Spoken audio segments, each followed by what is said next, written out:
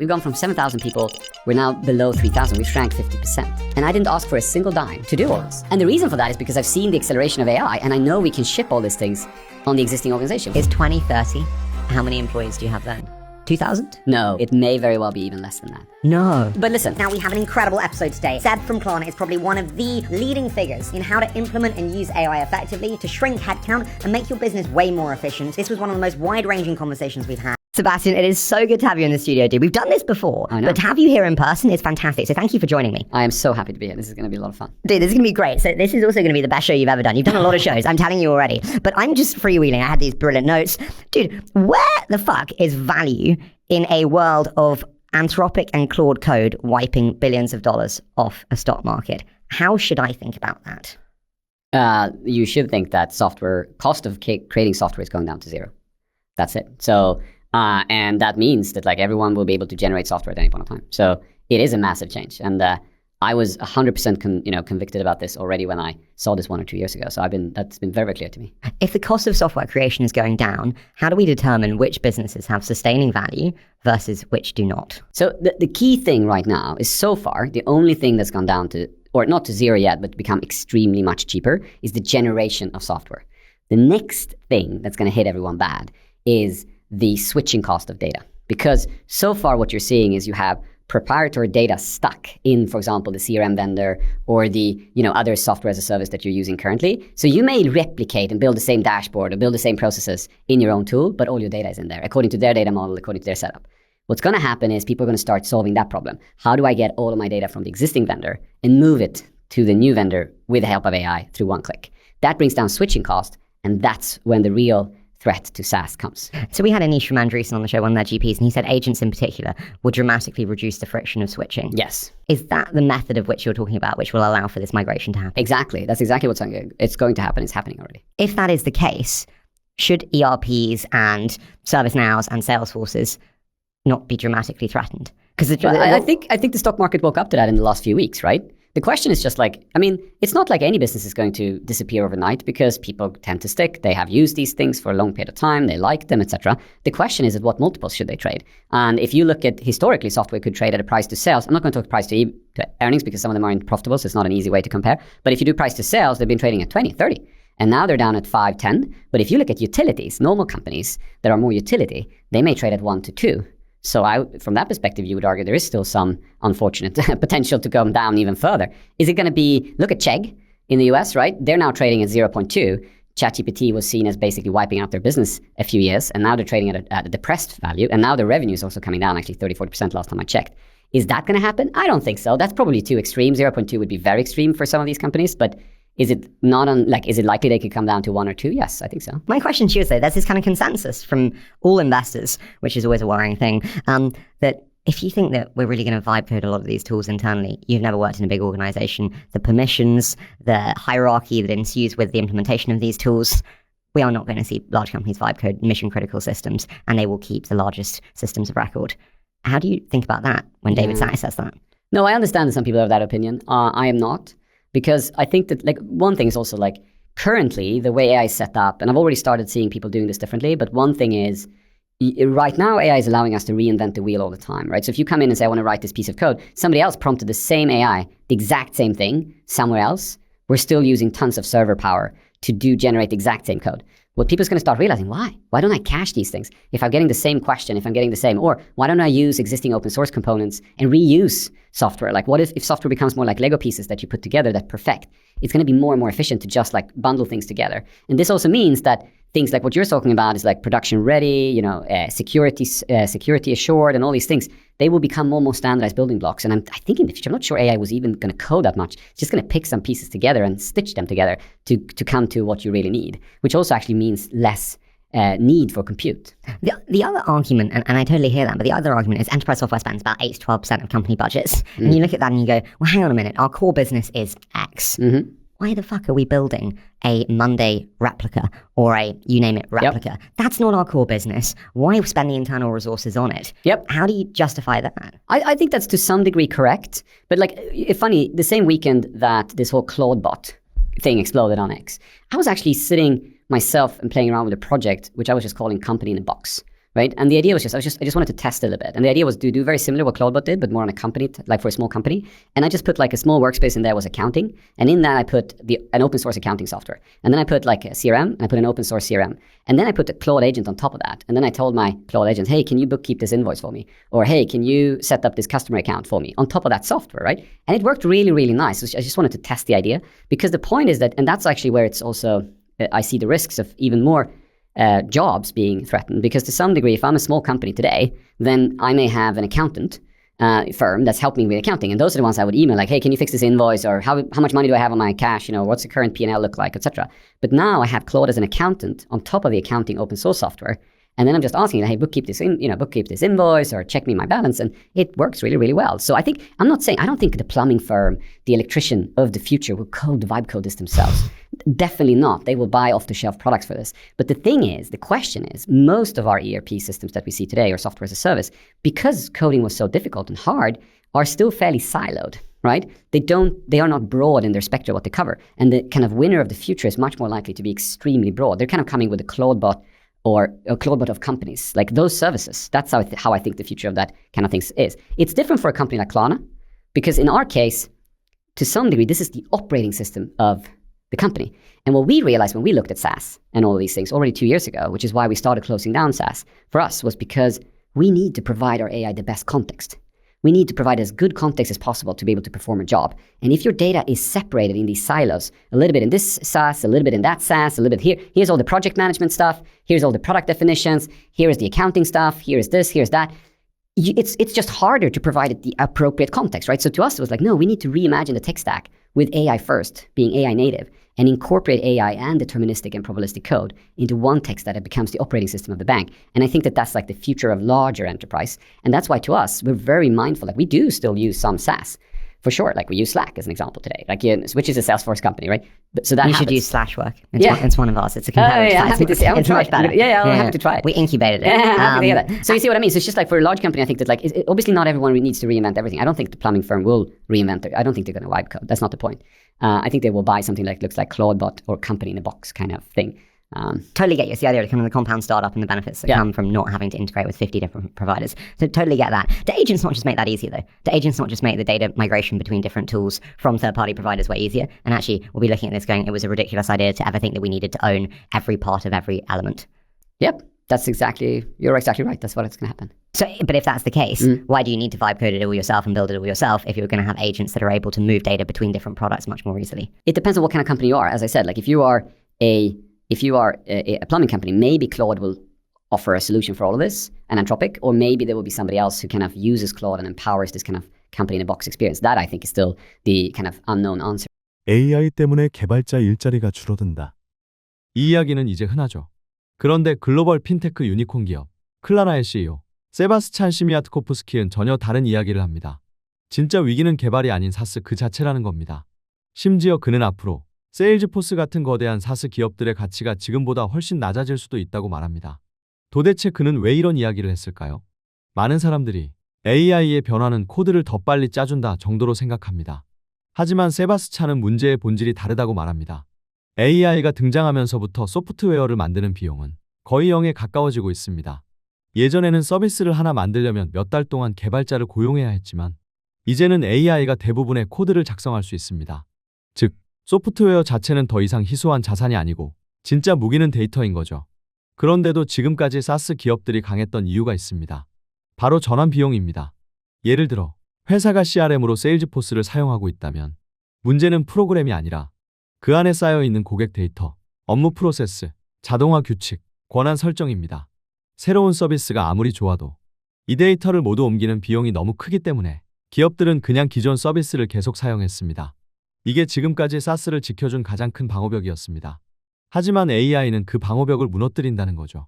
세바스찬은 AI 에이전트가 이 문제까지 해결하게 될 것이라고 말합니다. 앞으로는 AI가 기존 서비스의 데이터를 읽고 새로운 서비스 구조에 맞게 자동으로 변환하고 몇 번의 클릭만으로 이전을 끝내주는 시대가 올 수 있다는 겁니다. 그 순간부터 기업들은 더 이상 특정 사스에 묶여있을 이유가 없어집니다. 그래서 사스의 가치도 달라진 거죠. 근데 세바스찬은 여기서 더 나아갑니다. 그동안 사스 기업들은 매출 대비 20배, 30배 같은 높은 기업 가치를 인정받았습니다. 하지만 AI 때문에 고객이 언제든 다른 서비스로 옮길 수 있다면 이제 SaaS는 특별한 성장주가 아니라 전기나 수도처럼 쉽게 교체 가능한 인프라가 될 수도 있다는 것입니다. 그래서 앞으로는 지금보다 훨씬 낮은 가치로 평가받을 가능성이 있다고 전망합니다. AI가 가장 먼저 대체하는 것은 개발자가 아니라 오히려 수십 년 동안 기업을 지배했던 SaaS의 비즈니스 모델 자체가 흔들리고 있습니다. 그리고 클라나 CEO는 이 변화가 이미 시작됐다고 말합니다. We don't know what's going to happen. Customer support is one I just cannot get as a category because there have been 14 players funded with over 100 million in the last 15 months. And then you have all the existing incumbents. And then I speak to Ariel at Navan, Jack at Airwallex, and they're building their own. Are you building your own custom? You are. I mean, we were one of the early ones, right? So this is actually one of the things we were surprised, but I think I announced already in 23 that, our AI customer service had, done the equivalent of 600 agents' jobs. And it caught a lot of attention at the point of time. Now, media always tends to simplify these stories a little bit. The truth was that at that point of time, our customer service was doing very simple questions. It was like, hey, did I pay Klarna? Yes, you did. Okay, thank you. So obviously that wasn't that hard to do. But it's still to some degree, a large company like ours, what do? We try to improve our product. Partially, we try to do that for fewer people to, contact us and ask, hey, it isn't working, or I don't understand what I'm supposed to do, right? I mean, part of it, you just want your product to be so good that people don't feel they have to do that. So we've always tried to reduce customer service calls, right? The only, to me, shocking experience back then was that we roll this thing out. We've rolled a lot of product improvements out. I've never rolled a product improvement out that instantaneously took away 600, the equivalent of 600 agents worth of work. Now, because we don't hire these people ourselves, they work for customer service companies, they just shifted and started working on it. So fortunately, in that situation, nobody lost their job. But it was still an eye-opener for us, wow. And then the point is, what you realize when you're early on that journey is, again, for customer service agents, whether it's AI or humans for that sake, for them to be able to answer questions really well, they need as much context as possible. Where is that context? It's in the source code of your software. How does Klarna calculate interest? Well, we can have a documentation of that, but the truth is in our source code, is somewhere deep in our source code where that interest calculation is actually explained, right? So even if documentation may be inaccurate. So what you realize when you pursue this is that customer service isn't just hey, I need an agent that answers questions. Sooner or later, you wanted to read the source code and explain to the customer how it works. You want them to provide as much context as possible to be able to give the right answers. And that's when you start realizing that it's not something in our case at least, we come to the conclusion, we cannot buy it off the shelf because it actually becomes part of our tech stack. Will every large technology-first company build their own customer support system? I'm not sure. I think there will be, I think obviously, I believe that for Klarna, the right thing was to be early, to, try to find what we can do with this technology and where it can bring us. And I think it's going to be a competitive advantage over time to incumbents that haven't done that. But a lot of incumbents will obviously procure fantastic AI customer service solutions in order to try to, reduce the gap between what we're doing and they're doing. So, who knows? We'll see what happens. But in our case, it was very evident that we needed to do this ourselves. When you said this, it was a brilliant headline. It was Seb from Klarna replacing hundreds, I can't remember, I think it was 600 or 700, replaced 700. Yeah. And it was a big furore. And my question to you is, do you think that did more to harm or to help you? Because for me as a marketer, I actually thought it helped you because it put you in a AI first CEO camp that very few public company CEOs are in. Yes. But it's a good, very valid question. And one of the things we also realized is that, I obviously, as a Polish person, I think when things are about to change, I look at them very cynically, right? I'm just okay, this is what's happening. I'm not that kind of person that's going to try to gloom things over. I'm okay, this is happening. It's going to be a big change to the world. How do I adopt? What do we do? The best out of it. And I'm sure there's going to come a lot of positive things, a lot of negative things. In this case also, when we announced this, we obviously had some people being very frustrated with us. You're laying people off because of AI. People were angry to some degree as well. Yeah. And I respect that. I understand why, right? And that's why a few months later, we tried also to go out and say a different story. You walked it back. Yeah, we don't think so. I think Bloomberg changed kind of the headline and then that got misinterpreted. But what we were trying to say a little bit later on is that to me, as we explore this further, we were but to be honest, if AI can do customer service, it means it's going to be the cheap customer service. It's going to be the one that everyone gets because it's cheap and simple.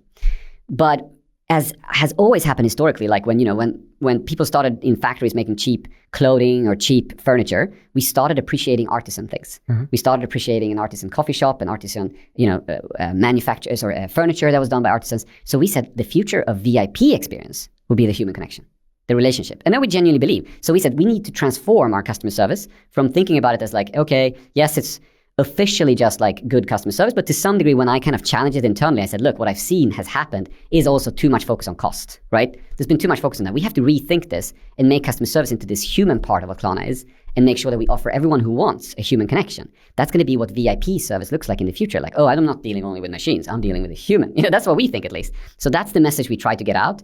I completely get you, Seb, but I'm sorry, dude, for being so blunt. Yeah. That sounds a bit Silicon Valley idealistic. Yeah, and maybe. What I mean by that is be. Most people are not actually as good as we think they will be. Often customer support is roles where you're in there for a year or two and you move on. Yeah. And what you need is, Seb, I know that you have X number of kids and you often like to travel here. Yeah. I thought about these 3 restaurants for your romantic Valentine's Day trip with your wife. Yeah. That's a really thoughtful agent or person. Yeah. The trouble is most people are not that, and it takes training and development to get there. The low-skilled labor, a la social media marketing, content creation that's low level, is going to be eroded faster than ever before, no? But you're right, and that's exactly why we started changing. So one thing that we've done that has worked fantastic for us, and we're rolling this out, we started saying, okay, to your point, if we looked at like these agents that we were hiring previously, even through other companies, we didn't really have a relationship with them. We don't know who these people were. Like some of them were great, but it was like, to your point, a mix, right? And we said, how do we create something very different? And so what we started since then, which has worked amazingly well, and we were kind of just starting to ramp it up, is we actually built like our own Uber model, which means that we encourage today, we recruit our own customers, the most passionate customers that live in rural areas and so forth. And we say, hey, do you want to work extra? Or do you want to work part-time in our customer service?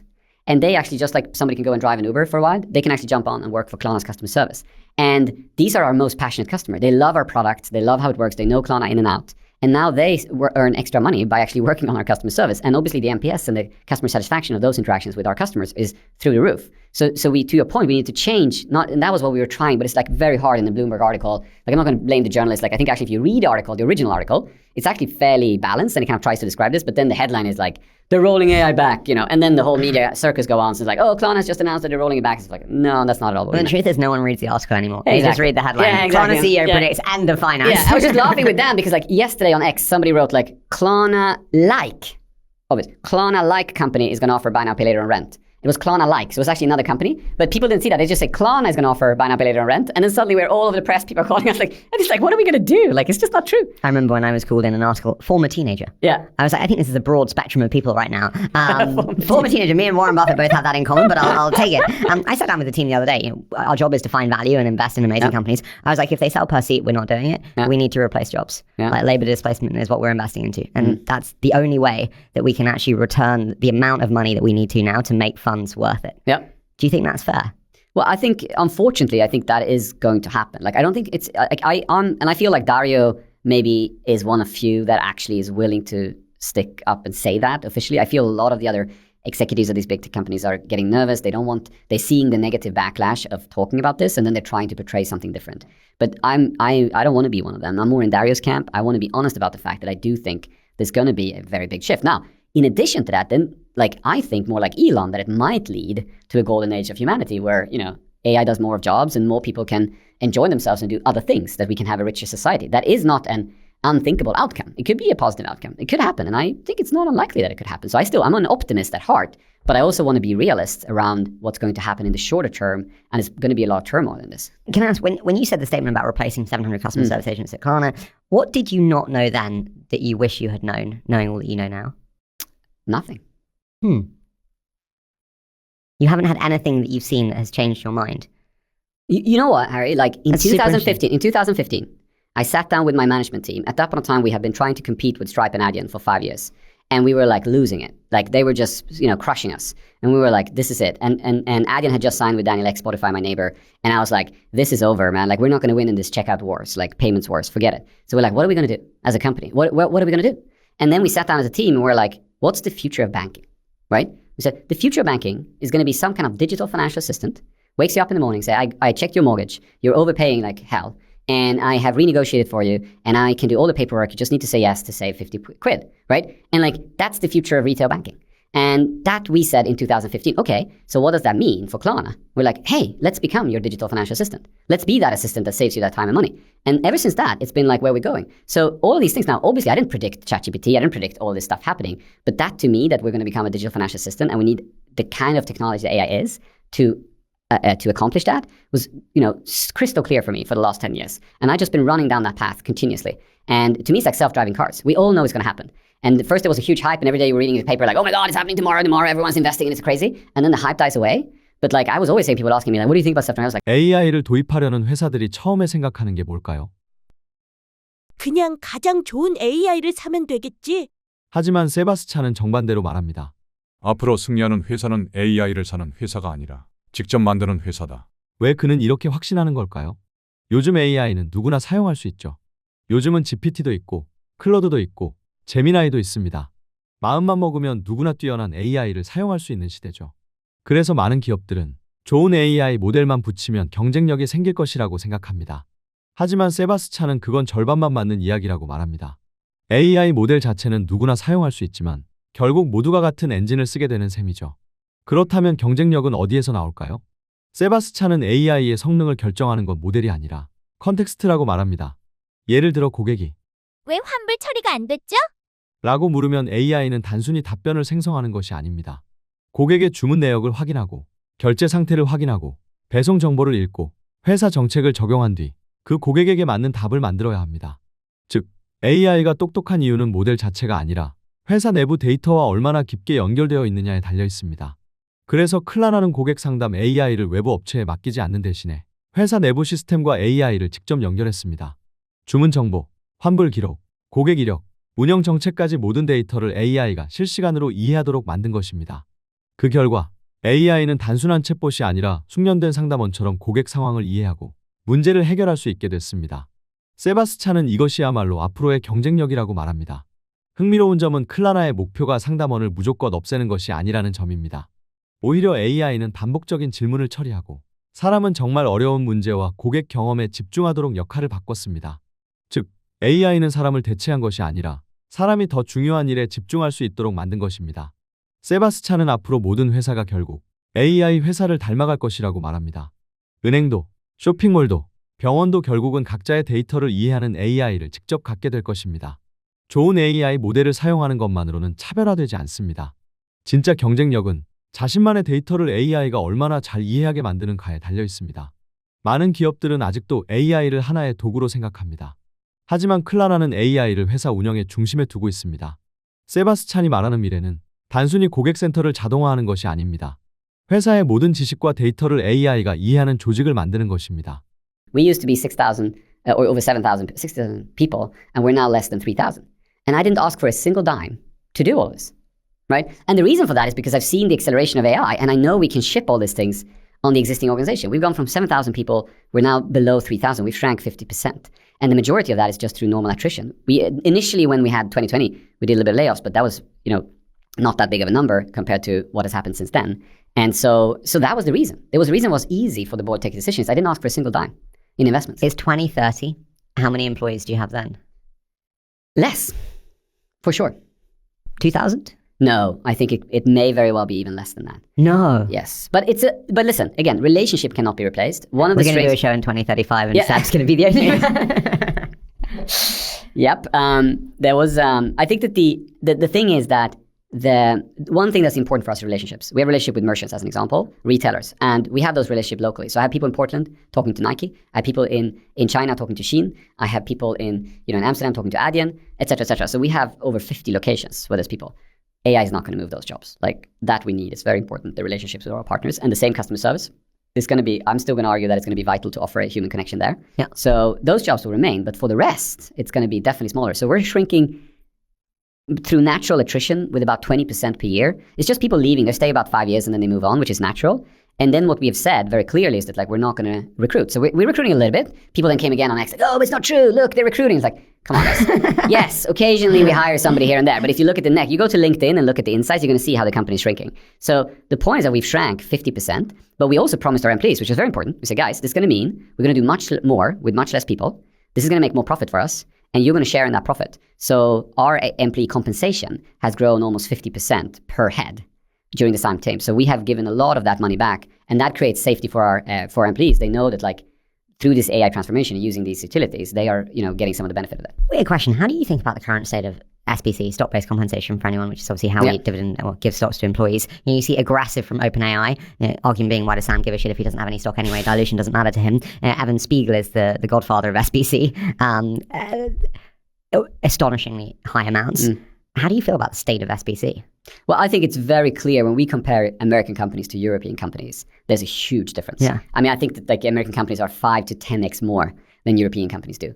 And Klarna, by that from that perspective, we're a European company. We have come from very low levels. We have increased because we need to stay competitive for talent, and talent today can move between US and EU pretty easily with the help of companies. So, but I still think also, like the thing that's going to happen, there's been these industries, they're called tech and they're called fin, right? Financial services.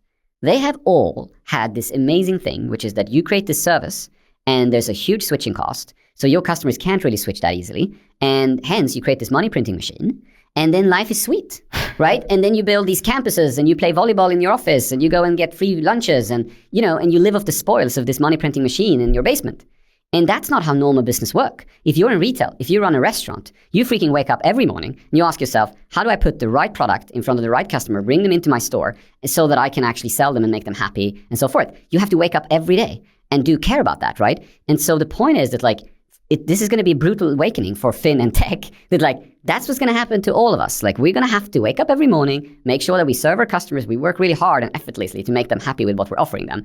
And it's not going to be what it used to be, right? And so I think that like share-based compensation as an example, like everything that was it really because, you know, it made sense, or to what degree was it just the spoils? And I think to some degree it's spoils, right? And some degree it's relevant, like because some people can make a huge difference, but there's a balance between the two. There is an incredible number of incredible CEOs attacking the incumbent banks. What happens to BNP, ING, 2035? I think, so that again comes back to what we talked in 15. Our conclusion was there's going to be different. So what I thought was interesting, Solomon also recognized this at Goldman Sachs. So he created Marcus. And then talking about public companies, the challenge was that when fintech was like, everything was high, 2021, you know, valuations up, Marcus is the best thing that Goldman ever did. And then suddenly what ends up happening is, you know, markets turn. And then it's very hard for Solomon to defend Marcus. But the problem is like Marcus would have needed 5-10 years to fully mature. And when you're a public company, that's hard to defend. I don't know, maybe Solomon doesn't agree and he's like, I did the right thing and I changed it. But like in my opinion, he should have stick the guns to doing that. Jamie is now doing neobanking, is going in, but he's going in a bit later now. And so you will see different banks. I think some of them will reinvent themselves, become neobanks, become tech-led, use AI to like, you know, reinvent themselves. Some of them will not, and they will wither away, right? Like, which is always what's happening in the disruption of an industry. So it will depend on the leadership of those financial institutions. You said about 2021 and like high valuations, high prices. I remember the round where you were done at 45. Yeah. By, it was SoftBank, no? It's not entirely true. There's also a little bit of media, but like, yes, there was some shares bought at 45 as well. Yes, that's right. Okay. Knowing what you know now, are you happy you did that? And is there anything you would have done differently? That's a good question. I think that when you're in that kind of high growth phase, one thing to keep a close eye on is your multiple expansion going faster than what your revenue is growing, right? If your revenue is growing faster than your multiples, then you're probably fine. But if you start seeing the opposite, where multiples are expanding faster than revenue growth, that may potentially be a problem longer term, right? So I think today maybe that like I could have been, you know, more careful, specifically on like AI 때문에 사람들이 가장 걱정하는 게 있죠. 내 일자리가 사라지는 거 아닐까? 그런데 클라나 CEO는 실제로 그 일을 해낸 사람입니다. 불과 몇 년 전까지 직원 6,000명이었던 클라나는 현재 약 3,000명 규모로 운영되고 있습니다. 놀라운 건 회사가 무너진 것이 아니라 오히려 더 빠르게 성장하고 있다는 점입니다. 도대체 어떻게 이런 일이 가능했을까요? 사람들은 이렇게 생각할 수 있죠. AI가 사람을 절반이나 해고했다. 하지만 세바스찬은 조금 다른 설명을 합니다. 클라나는 대규모 구조조정보다는 퇴사한 직원을 다시 채용하지 않는 방식, 즉 자연 감소를 활용했습니다. 예전 같았으면 새로운 직원을 뽑았을 자리도 이제는 AI가 그 역할을 대신하기 시작한 것입니다. 세바스찬은 인터뷰에서 흥미로운 표현을 합니다. 우리는 AI를 새로운 직원처럼 활용하고 있다. AI는 하루 24시간 쉬지 않고 일하고 수천 명의 고객을 동시에 응대하며 반복 업무를 몇 초 만에 처리합니다. 예전에는 직원을 늘려야 했었던 업무도 이제는 AI 하나로 해결할 수 있게 된 것입니다. 즉, 회사의 생산성이 사람 수와 더 이상 비례하지 않게 된 것입니다. 줄어든 것은 직원 수, 늘어난 것은 생산성. 세바스찬은 AI 덕분에 훨씬 적은 인원으로도 회사를 운영할 수 있게 됐다고 말합니다. 그렇다고 해서 남은 직원들의 일이 더 힘들어진 것은 아닙니다. 오히려 그 덕에 반복적인 업무는 AI가 맡고 사람은 더 중요한 의사결정과 창의적인 업무에 집중하게 됐습니다. 그리고 세바스찬은 앞으로 평균 직원 수는 계속 줄어들겠지만 남아있는 직원들의 연봉은 오히려 더 높아질 것이라고 예상합니다. AI가 단순 업무를 처리하게 되면서 기업은 더 적은 인원에게 더 높은 보상을 지급할 수 있는 구조로 바뀐다는 것입니다. 클라라는 AI를 비용 절감 수단으로만 사용하지 않았습니다. AI를 회사의 새로운 운영체제로 받아들이면서 조직의 구조 자체를 다시 설계했습니다. 그리고 그 결과는 직원 수 절반 감소가 아니라 더 적은 인원으로 더 큰 성과를 내는 새로운 조직 모델이었습니다. Actually, I think again it's changing so fast. I think that the challenge right now is a lot of them are piling money into AI that they don't necessarily fully understand. Like how good is it? How differentiating is it? Is it really, does it have a real moat? well, what should I know then as one of these VCs piling money into AI? Well, I think what you should be doing is coding with Cursor and building things yourself. If you do that, I think you do that if I remember correctly. I do, but lovable. Yeah. Well, you only look lovable or only, have you tried Cursor as well? I've tried Claw Code. Okay, good. Yeah. So the point is like, I just think that like, if I meet investors today that haven't actually downloaded and tried to build something themselves, I think they don't have the skill set to make an evaluation of the company they're looking at. I think it's so critical to actually just understand how powerful these tools are today before you make those decisions. If you have that insight, if you understand that, and then you make your decisions, fine. Like there's going to be opportunities. I think Cursor will lose half of its revenue in 2026. Is that your prediction? Yeah. Why is that? Because Claw Code's just eaten their lunch. I don't see any engineering team that's still on Cursor. We love it actually. We use it all the time. Really? Yeah. Is that because you have an enterprise deployment and No, contracts? I don't think so. I don't know why. Like, so I kind of switch between Claude. I'm a big Anthropic fan. I love Claude, chat version of it as well. I use that all the time. I just find that like it depends on kind of the task. So sometimes I'm almost using them as like I would go into Cursor, I would write some things, then I go to Claude Code, then I'll ask Claude Code to do some other things. I still feel they have like almost distinct personalities and skills.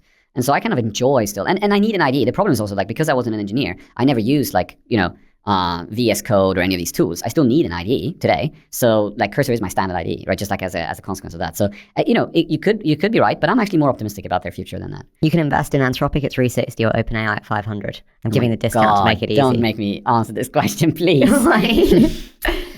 I think they're going in very different directions. Mm-hmm. I think that if at least my experience with OpenAI is that it's becoming a consumer company. And if I'm building AI for like 1 billion people, right? I'm building AI that I would focus on making sure that, like, for example, there's going to be people that are going to seek AI as a friend, as a friend in their day-to-day life, as somebody more like from that movie. What's the movie again? The Scarlett Johansson one? Yeah, what's it called? This is her. Yeah. Her. Exactly, right? So some people are going to more look for the her experience. And I think if, that's ChatGPT to me, because if I'm so big, I'm such a big consumer brand, I'm going to start looking at my KPIs and I'm going to optimize for emotional connection, for people wanting to like, how much time are they spending with my product? Is that really going to be a ChatGPT though, or is that going to be a companion product and there's maybe 15 provided, which is so specialized? I don't know. It could be. But my point is that like, if I'm just looking at who their audience is today, it's very likely that they will optimize for that relationship aspect of like being your counselor, your provider, your play friend that you're playing with or playing games with or whatever, right? I mean, Claude to me is very different. Claude is like my intelligent advisor. And I'm trying to push, and I say to Anthropic all the time, like, I don't want an AI that tell me, you're so great, man. Like, I understand that that's like a nice experience, and some people may enjoy that. Like, I actually enjoy somebody just telling me how awesome I am every day. Personally, I'm not that interested in that part. What I'm interested in is rather somebody telling me, Sebastian, that's freaking stupid. Like, don't do that. That makes zero sense. Like, I want an AI to tell me, you're wrong, man. Like, don't do that. That makes no sense. And I feel currently, Claude is it's more likely that Claude provides me like less biased. It's trying less to please me. And I think if you're building a product like OpenAI, the risk is you becoming into the pleasing, because I think a lot of people like that. I understand if I would use AI for entertainment, then also I want to be entertained. I want to feel pleased. I want to feel happy. I want to feel, it's a different product. See what I mean? It's just a different thing you're looking for. And I have less interest in that. I have more interest in somebody telling me you're totally off. Don't do that. So it would rather be Anthropic? Yes, for that perspective, yes. Yeah. 150 or 149 billion. I didn't look at the valuation. I didn't listen to the number you said. $149 billion was your revenue expectations by 2030. Oh, really? Yeah, which was phenomenal. Yeah. And impressive. You invest now a lot as well through Flat, no? What have you changed your mind on since also being an investor? No, I have changed my mind on software, right? So I think that software is getting much more risky and it's much more unclear what the future of SaaS is. So generally, I try to. We for example, Flat made a big investment in Defensor, which is like into military arms, type of thing. Not arms, but military defense. Yeah. And that's very much like not. There's some drones in there and there's stuff like that, but it's not. It's very different. It's not SaaS, right? I think data center is the one that's the most underinvested categories today. Mm-hmm. When you look at inference needing to run for 24 hours a day for most of the knowledge worker population, and it running for like 1% of knowledge worker population today, I'm like, why the fuck is more money not going into data centers? Do you agree with that? And do you think I have a very, it's funny you asked me about this. I play around sometimes when I have time. I play around with Suno. Have you played around with Suno? Dude, I love Suno. I actually sent Nick at Revolut a song to get him to come on the show most recently, and it helped get him on the show. Yeah, that's awesome. It helped get him on, I love Suno. So what I've done with Suno is like, I was playing around and I've been doing some songs. I even published it on Spotify for the fun of it.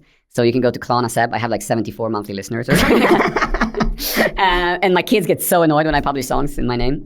It's really funny. But two of those songs are called Compression. And this came from a conversation I had with Claude. So I blame all the lyrics on Claude. Don't blame them on me. I was only the producer. Claude wrote the lyrics, and I had to give Claude some artistic freedom.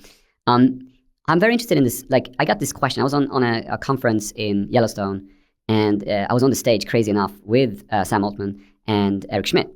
And from the audience comes this question: how is it possible that you can take the whole of ChatGPT-5 as an example, one of these models, once they've been trained, once the training is over and the whole thing is like done, and fit it on a USB stick? How's that possible? That it's not bigger in size. It's just like a few hundred gigabytes or whatever the size of the models are. And then they gave like different answers, and I had an answer in my head, but I felt embarrassed in that setting to say. And I think what people underestimate with AI, it's a compression technology. So what that means is if you historically put data in a database, right? You say a database record, okay, Klarna has a customer called Sephora, and then we write again, Klarna has a customer in Sephora. You created this tremendous amount of duplication. If you look at any large enterprise company, they will have the same information over and over and over again, right? But if you look at Wikipedia, how many articles is there about Klarna? 1. Why aren't there 15? What do they do so magically? How can it be that Klarna historically had a customer relationship with Sephora, and we had information about that customer relationship in Slack, in Salesforce, in Google Docs, in Google Slides? Kind of the same information over and over again, but on Wikipedia it's just one article? How do they do that? And I realized when you train the model, you give it, if I tell that like Harry, is not only running a fantastic podcast, but also runs a VC, that like if you tell it once, when you train it, it will forget it. It will ignore that information. But if you tell it enough number of times, it will remember it. And then when you go and ask it, it will know that information. But it's not storing it twice. Because if it's getting the same information that it already knows, it doesn't move the tokens. So it's automatically compressing all the information. This is why you can take the whole freaking internet, all human knowledge, and compress it down to a few hundred gigabytes. That's a huge amount of information. Now, obviously, you lose precision. This is why it's very worthless to go and ask, what is the opening hour of the Starbucks down on the corner? Like the AI would be like, I have no clue. The equivalent of ChatGPT-5, I asked this AI, so AI is responsible if I'm wrong. But the ChatGPT-5, as an example, the equivalent of the number of gigabytes that model is the equivalent of about 2-3 days of weather data from the whole globe. That's it. So how can it then be so capable of answering all these questions? Because, unfortunately, despite what we humans would like to say, the amount of true novel information and knowledge in human society is quite limited. What we see is repetitions and variations on the same themes over and over and over again. So the point being, to answer your question, when we realize this, we also realize that we're compressing knowledge at that's why people are playing around doing this. Like, oh, look at my iMac Mini. I was running my own model on it. It actually works. Like, I can run this on a Raspberry. The thing is, like Romeo and Juliet, that story exists in 100 different variations. And the unfortunately thing is when you compress it down with math, it knows, AI sees that not as Romeo and Juliet and then another love story. It sees a love story and then knows it has slightly different names in different variations. So it's a massive compression. And now comes the question, do we need all of that compute in the future? And I happened to have this amazing conversation with Michael J. Burry about this the other week. Wow. Because I was talking about this because he's doing those bets that it's not, right? And I said, look, I think there's two arguments for and against. One is, if you look at enterprise, what does enterprise want? Enterprise wants highest quality at lowest cost. Why would I recompute my information about Sephora over and over again? If somebody could help me to compress that down to just one single source of truth and not having all that information unnecessary, I'll take it. I'll save a lot of money. I don't need that all that compute. Why do I want to do that? So in enterprise, you're going to see a dramatic squeeze and compression. The counter argument to this is you and I then go out and say, hey, we've had this amazing podcast. Now let's watch a movie together. We want to watch Star Wars, but with our faces. So you'll be Darth Vader and I'll be Luke, right?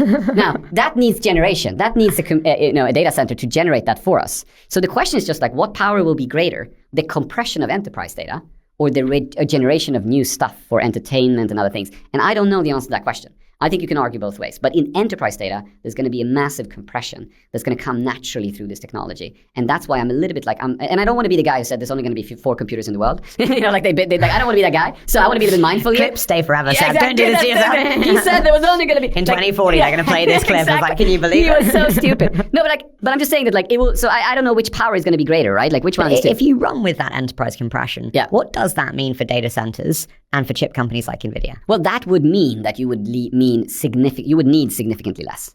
That's the consequence. Because the AI, the problem is, why do we have so much big software? Why do we have so much data? It's all a mess because we had humans who were trying to do their best, but the right hand didn't know what the left hand was doing, and they were overriding that, and the code over there didn't there, and then people start doing transformations and stuff, and it all becomes a big mess. And actually, Wikipedia is the most successful knowledge graph in the world, I would argue.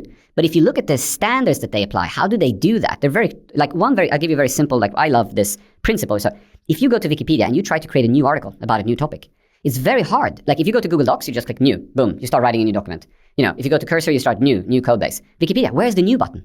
There is none. Do you know how to find a new button? No, you have to search for an article. And if you search for something that doesn't exist, then you're allowed to create new. See what I mean? And that's so different. In companies, it doesn't work like that. In companies, it's hey, I have an idea. I think Klarna should be doing this. And okay, let's just start coding. But let's go and check. Maybe we already have code doing this. Maybe we already do that.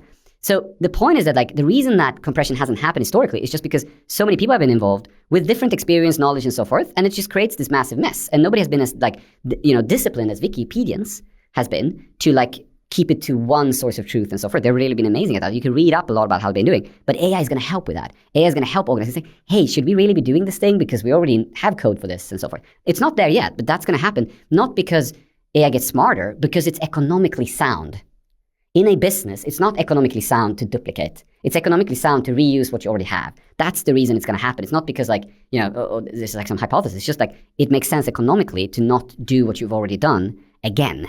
Right? Were there any other takeaways from your conversation with Michael Berry? He's a phenomenal thinker. Yeah. No, we enjoyed it. In this regard, I think we were aligned, right? But it was funny because we were talking about this, how much novelty is there really, right? And it's an interesting concept because as I said to him also, there's other data that suggests otherwise. I've heard data that suggests that 30% of the searches on Google every day are new. I don't know if that's true. It sounds crazy to me, but there are some data to suggest. So maybe there is more novelty. And I think that's I don't know the answer to these questions, but I think this is very, very fascinating to me to see the 세바스찬은 AI 시대의 가장 위험한 사람이 누구가에 대한 질문에 바로 AI를 직접 사용하지 않는 사람이라고 답합니다. 그는 이제 투자자든 CEO든 개발자든 직접 AI를 다뤄본 사람이 앞으로의 승자가 될 것이라고 말합니다. 예전에는 아이디어만 좋아도 투자를 받을 수 있었지만 이제는 AI 덕분에 누구나 프로토타입을 만들 수 있는 시대입니다. 세바스찬은 직접 만들어 본 사람만이 무엇이 가능한지, 무엇이 어려운지를 제대로 이해할 수 있다고 말합니다. 그래서 앞으로는 투자자도 CEO도 직접 AI를 사용하고 만들어봐야 한다는 것입니다. 좋은 아이디어보다 중요한 것은 직접 만들고 테스트하고 개선하는 속도입니다. 세바스찬이 말하는 AI 시대의 승자는 가장 똑똑한 사람이 아닙니다. AI를 가장 빠르게 배우고 가장 많이 활용하는 사람입니다. Counter effects of these. Before we go into a quick fire, speaking of not knowing the answer to the questions, I'm sure you're in CEO groups, go to CEO events, sit in green rooms, and there are topics or themes that CEOs discuss about AI that they do not discuss publicly. What do you think they most are? Well, I think most of them, as I said previously with me and Dario, is that I think most of them recognize in my opinion. Now, first of all, I don't go to that many of those, to be honest, because I'm hard coding and working with my teams and trying to make sure that Klarna is as successful as possible through this transformation. So I spend very little time on those kind of things. Does this generation make every CEO, even public company CEOs, a builder again? I think it has to be. Yeah. Doesn't it? Well, I was with Mike last night from Atlassian. He's like, I'm up at 5 a.m. coding. I'm like, was that the same before? He's like, no. Well, I think so, but it's also amazing, right? I think for somebody like myself who didn't use to code or couldn't code, I think it's fantastic to be able to take my ideas and thoughts and turn them into something I can show others. It doesn't mean to have to be production ready, but I can articulate things at a very different level of quality than just trying to explain something on a whiteboard or, whatever. Now I can actually bring things to people. I had this very, very unique experience with Claude just last week where we were trying to talk about to kind of communicate a very specific thing that was touching on accounting and finances and predictions and stuff it was pretty very, very complex thing. And we were just talking about it. And this was the first time I went to Claude and I said, hey, can we interact a few times? I want to see if we can explain this concept. And after a few iterations, I got this beautiful animation. It wasn't even a slide because it was an HTML file. But it was just and I thought to myself, wow, you know what? This is actually the first time I felt that AI could do something that humans couldn't. And it was the first time I had that experience. And the reason was because if I would have liked to do the same animation and beautiful pedagogical explanation of a very complex technical accounting finance thing, historically, I would have brought in an animator, a designer, an accountant, a finance Google Sheet guy, etc. And each one of them may have been extremely skilled at what they do, but didn't necessarily know what the other person needed in order to perfect that outcome. And so the animator would have been I can animate like this and that, but they don't really understand what they're animating, right? The financial concept. The financial guy may be I can do the numbers like this and that, but I don't really understand why we would need this animation because I read the numbers and I get everything. I don't need this freaking visualization, right? So the point is, but here Claude had all the skills in one. and then created this. And I was like, I could not, a human would not have done that. Like and it was just like such a experience to me. I was like, There's shit. a special moment when AI exceeds human capabilities. And I think in this experience to me, it did. Like it did something that I don't think it's not like a single person could have done each part of different parts, but what was recognized, like how many people are going to find in the world that are great animators, great visualization people, super pedagogical, knows everything about financial accounting, understand financial services. Like, who are you going to find that have rare Venn diagram. Yeah, exactly. Like it's going to be hard to find the person that's good at all of these things in one, right? Final one for a quick fire. Yeah. What happens to Elon with Grok? I would never dare to bet against is when you have two people you would never dare to bet against in the same market, and most people would never dare to bet against Sam. Mm-hmm. And so if you'd never dare to bet against Sam, but you'd also never dare to bet against Elon, one of your prior assumptions has to be wrong. Yeah, I think he's going to do really well. I mean, I think it's, if you think about the fact that he could in a few weeks, put together a frontier model at that quality level, I mean, you got to give the credit to the guy. Like, I mean, that's just like, it's insane. Do you use it ever? I actually, you know what I love about it is I think and this is funny because this is exactly what Elon has been saying all the time and nobody wants to give him credit for this. But the point is, on X, people spread all these rumors. Like we were saying, like yesterday was a rumor that like, Klarna-like company offers buy now, pay later for rent. Yeah, you're doing rent. Yeah, we're doing rent. You're doing rent. And we're like, no, we're not doing rent. And nobody cares, right? But one thing that makes Too late. Yeah, it's too late. And people are just like, it was Klarna-like. And you know what? Now they're disappointed you don't do rent. Yeah, exactly. And then the next tweet is Klarna does rent. And then we're trying to like, our comms team's jumping on and trying to like, but like, if it was established media, they would fix it. But like these X posts and TikTok posts, like it just goes bonanza, right? But then people write, at Grok, is this true? And Grok actually almost always answers correctly. And I think that to me is very, very impressive. And I think speaks to Elon's vision of X, that over time it can become the trusted source of information. And what he's done with Grokipedia, where he's taken inspiration from Wikipedia, what I said, and so forth. So I think that like there's something there, and that's going to be critical for our societies, because right now we have this scam ink, the scams flowing over, like AI is creating, virtual versions of everything. So I think that's to me where where there's something really, really exciting. I agree. Do you know what? I just wish you could hide that at Grok because I'm too embarrassed to ask, like, what is an IDE? Yeah, exactly. So you can have a personal, direct like message. Personal, like, Can you just explain it? Yeah, just like quietly. I don't want anyone to see this. Dude, I want to do a quick fire with you. So what have you changed your mind on most in the last 12 months? I've changed my mind most about the pace at which the transformation is happening. I think that I was probably in the camp of, I thought it was going to happen faster than it did. But I think my problem is that like I overestimate. It takes time for people to change habits and ways of working and stuff like that. So I actually think it's going to take a little bit longer. The adoption, it's not necessarily the capabilities of the technology, but like how fast people will adopt it and how it will change. Do you think that differs for enterprise versus consumer?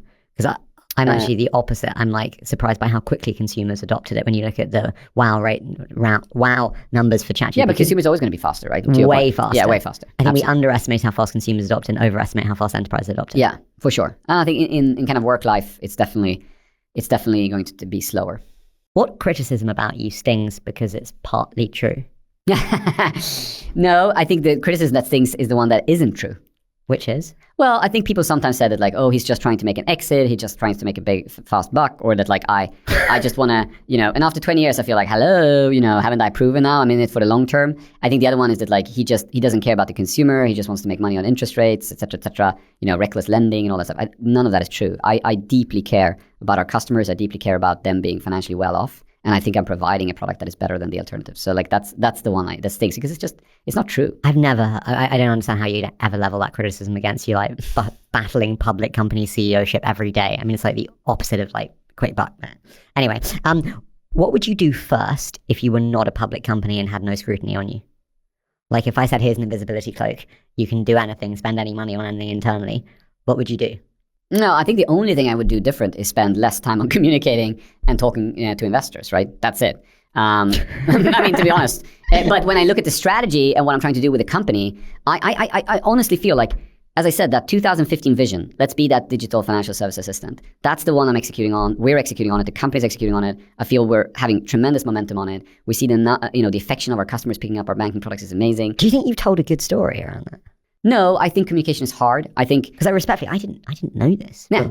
I feel terrible. But you and I talked about it even before this podcast started. That I think my problem is that like, and this is definitely what Michael gives me as feedback. Like I need to stick more on message. I failed probably at this podcast again, and I tried to talk about all kind of things. I'm just like, I love my work. I love what we're doing. I think so many things are so interesting and complex, and then I sometimes want to tell people everything. I want to explain everything to them. And I should be better at like sticking to, a clear message. No, totally bad advice. No, you think so? People buy you, Yeah. not what you sell. Yeah. Okay, we don't release 30% of shows because CEOs come on and they just sell. Let me tell you why our banking product's about it. It sucks. Yeah. People buy you, not what you sell. I hope so. I hope that over the years that will pay off. But I also see like what's funny is like when we were the most, the most highest valued fintech in Europe, blah, blah, blah, then like I could do no wrong. Whatever I said was like, that's brilliant. Like he's so smart. And then when we like, when we came down to 6.5 and we had to do layoffs, it was like everything he does is a disaster. Was that a brutal time for you? Of course it was. It was How do you terrible. deal with that? I think to me, it's also like one story. I had this very crazy thing, which is I've been doing this for many years now. So I'm a little bit more like, thick skin. But what happened is I'm on this interview with MSNBC and I've been with an interview with them many times. And generally speaking, like, questions have been, I would say, balanced and fair. But suddenly on this interview, they bring this new guy on board. And this was exactly when this was happening. And I'm sitting in my home because I was doing this interview from my house. And the guy comes in and he's like, this is a disaster. The company is going to shit. I basically didn't say that word, but like basically, this is the end of Klarna. It's all going down. And it's like, and he's just like putting this massive pressure on me. And I'm just sitting there and I'm almost starting to crack up and laugh because it was just like so insane. It's like, come on, the business is doing really well. Like obviously we need to do some changes, but like it's going to be fine. And I'm trying to kind of deal with it as professionally as I can. I was like, no, I don't think like, blah, blah, blah, as you try to do in those situations. But the point is, I go out of that and I was like, oh my God, that was intense. So I get in my car, I drive to the office, and I was like, there's only one song that I can listen to now. And obviously, I put on Queen, Under Pressure. I put it on max volume, and I'm just sitting there, under pressure. And I crack up.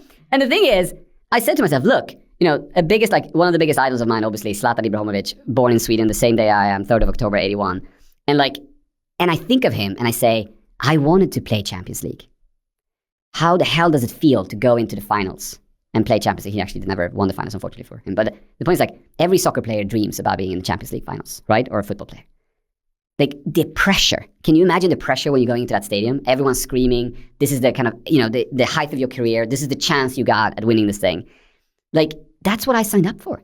I signed up for being on that interview with MSNBC. This is what I signed up for. It is stressful. It was hard as hell, but this is what I wanted. I wanted to play in this level of league. So I also have to cherish and be happy about the fact and look at it and be with gratitude that I get the fantastic opportunity in life to experience these things. It's amazing. I'm going through this amazing experience. And that's the only way to look at it. So as much as it half, and I can cry, and I cried, and I can be sad, and I've had really tough times where I feel like super depressed about stuff. But at the same point of time, I'm always looking at it, putting on the pressure and being like, but this is what I signed up for. Yeah, I love that too. Yeah. Did you ever interview him? Do you know what? You should bring him here. No, we should do. Yeah. And there's a brilliant video where he's like, when I step on the pitch, I think I am God. Yeah. I don't think I'm God though. But yeah. Did you always think you would succeed though? No, but it's exactly the same. There's this email that I found that I wrote only 6 months into a company. And I found this email just by coincidence. And it's to my co-founders. Right? And it basically goes like this. This is like 6 months into the company. We just started. We're getting our first customers. And then and basically the email goes like this. I'm sitting here. It's late evening. It's written like 11:30 p.m. Something. Oh, yeah. And it goes like, I'm sitting here myself. And I started thinking like, you know what? What if like we're actually successful with this thing? Like what if this thing what if we start like growing, maybe from Sweden to Finland and Norway, and then we go to Germany? What if we actually grow this globally? What if we actually go and then we go after the banks and we start building financial services? And so I basically, in that email, I write everything that's happened the last 20 years. So the point is that obviously, did I know that was going to happen? No. But just like Zlatan, when he was kicking a ball down in Malmö, like on the street, did he dream about being in the finals? Of course he did. And of course I did as well. I dreamt about being where I am now, and even more so where I want to take the company in the next decades, right? So like, you dreamt about being here with me? Of course. Sweet, Seb. I did too. This was a very vivid dream. But like, I think visions are bullshit. All VCs are say, hey, what's your vision for a pre-seed company? Dude, if I told you that when you were starting your business, 20 years ago, you would not have been like, we're going to be a fully fledged banking provider. We're going to have BNPL as the insertion point. We're going to own the US as well. You would not have been like that. You unlock the next chapter with every achievement in my mind. And so I think visions are the most actually constraining thing that we force founders to try and articulate. Am I wrong? Well, I think you're wrong you're wrong with me. I think, and again, I'm not telling you that I know how we were going to do it. I had no clue how. But I was dedicated to doing it. And I did see, or I don't know why. When I was a kid, I was an immigrant kid. My parents quarreled a lot. They divorced when I was 8. My dad started drinking. It was quite a, chaotic upbringing. And in that, my childish interpretation of what was happening in the family was that they were always fighting about money. If I fix money, then everything will end happily ever after. That was my childish interpretation. And so I got, for whatever reason, also very interested in like Richard Branson. And I read his book. And I now met him, which was a fantastic experience for me. But like, I read him and I was just like, wow, you know, this guy built Virgin, did the records and this and that. And then the other guy that really inspired me was Ingvar Kamprad, the founder of IKEA, you know, who built this. He was, for a period of time, was seen as the most wealthiest man in the world, right? And so like, I just, for whatever reason, I was always like so enthusiastic about building businesses. I remember we had this like school night in middle grade where like the cafeteria was always the place that did the most money. And then there was like tons of other businesses, but they all failed. Nobody was really making a lot of money. But the point was to raise money to go to like on a class trip or whatever. And I started a pizzeria. You know, I started selling pizzas and we outcompeted the cafeteria and we took all the money and my class could go on a nice school trip because we made all the money that the cafeteria was making. So like, I've always wanted to like drive a business. I've always had this. And then eventually I said to myself, AI에 대한 이야기를 들으면 항상 이런 질문이 따라옵니다. 정말 그렇게 빨리 바뀔까요? 의외로 클라나 CEO 세바스찬 역시 처음에는 회의적이었다는 점입니다. 그 역시 AI의 변화가 생각보다 오래 걸릴 것이라고 예상했습니다. 하지만 지금 그는 자신의 생각이 틀렸다고 말합니다. 그리고 세바스찬은 AI의 성능보다 더 놀랐던 것이 있다고 말합니다. 바로 사람들의 적응 속도입니다. 예전에는 새로운 기술이 등장하면 대중화되기까지 수년이 걸렸지만 AI는 달랐습니다. 몇 달 전만 해도 실험처럼 보였던 기술들이 지금은 실제 업무 현장에서 사용되고 있습니다. 그는 AI가 생각보다 훨씬 빠르게 기업 안으로 들어오고 있다고 말합니다.